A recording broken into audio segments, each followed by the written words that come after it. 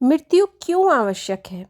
हर कोई मृत्यु से डरता है, लेकिन जन्म और मृत्यु सृष्टि के नियम हैं। यह ब्रह्मांड के संतुलन के लिए आवश्यक है।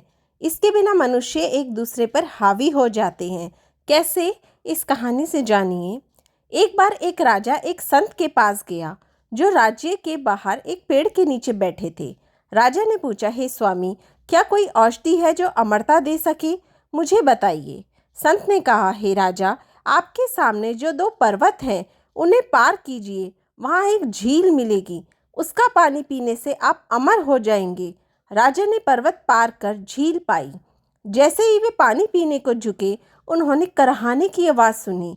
आवाज़ का पीछा करने पर उन्होंने एक बूढ़े और कमज़ोर व्यक्ति को दर्द में देखा। राजा ने कारण पूछा तो उस व्यक्ति ने कहा, मैंने इस झील का पानी पी लिया और अमर हो गया।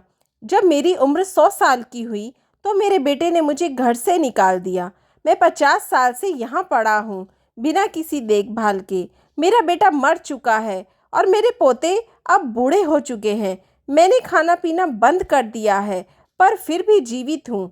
राजा ने सोचा, बुढ़ापे के साथ अमरता का क्या फ़ायदा? अगर मैं अमरता के साथ यौवन भी प्राप्त कर सकूं, तो राजा वापस संत के पास गए और समाधान पूछा, कृपया मुझे अमरता के साथ यौवन प्राप्त करने का उपाय बताएं।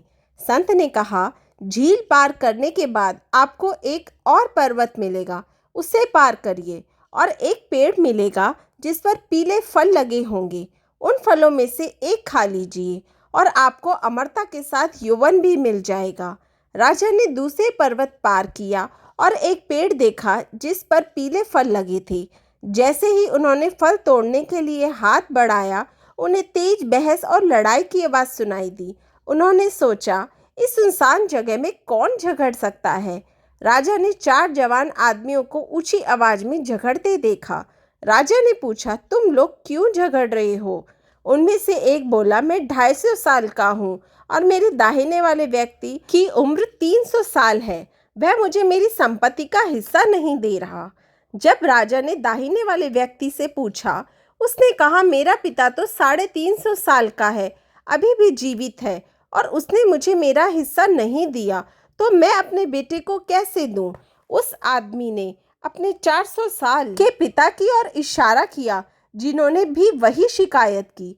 उन्होंने राजा से कहा कि संपत्ति के इस अंतहीन झगड़े की वजह से गांव वालों ने उन्हें गांव से निकाल दिया है।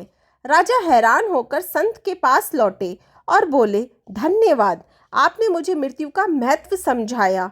संत ने कहा, मृत्यु के कारण ही इस संसार में प्रेम है। मृत्यु के बारे में चिंता करने की बजाय हर दिन और हर पल को खुशी से जियो। खुद को बदलो और दुनिया बदल जाएगी। जब आप स्नान करते समय भगवान का नाम लेते हैं तो वह एक पवित्र स्नान बन जाता है। जब आप खाना खाते समय नाम लेते हैं तो वह भोजन प्रसाद बन जाता है। जब आप चलते समय नाम लेते हैं तो वह एक तीर्थ यात्रा बन जाती है। जब आप खाना पकाते समय नाम लेते हैं तो वह भोजन दिव्य बन जाता है। जब आप सोने से पहले नाम लेते हैं, वह ध्यान में नींद बन जाती है। जब आप काम करते समय नाम लेते हैं, वह भक्ति बन जाती है। जब आप घर में नाम लेते हैं तो वह घर मंदिर बन जाता है। जय श्री राम। राधे राधे।